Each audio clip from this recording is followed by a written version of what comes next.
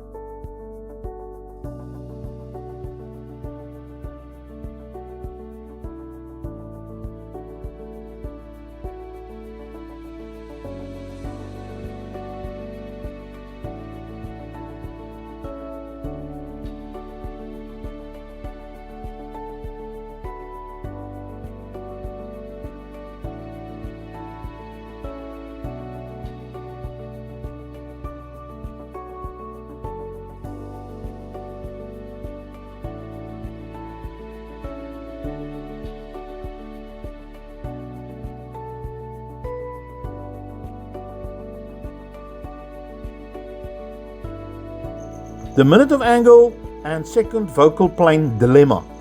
It must be on a 12 times magnification to use the reticle for judging distance. We must also be on a 12 times magnification to make corrections through the minute of angle reticle. We need to convert from 100 meters to 100 yards, or if shooting at 100 meters, 200 meters or 300 meters, we need to use adapted values. We need to make constant calculations. The second example is the first focal plane, and you will notice the reticle enlarging with the magnification.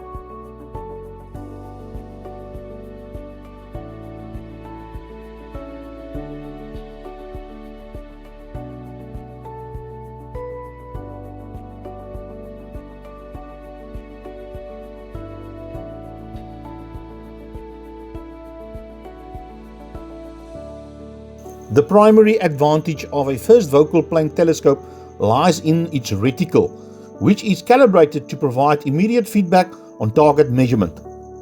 This is essential for saving time when walking to the target and taking measurements with a ruler or tape measure. It facilitates easy adjustments and corrections and sends a new engagement downrange much quicker. This example uses a MRAD reticle and adjustments suitable for metric measurements.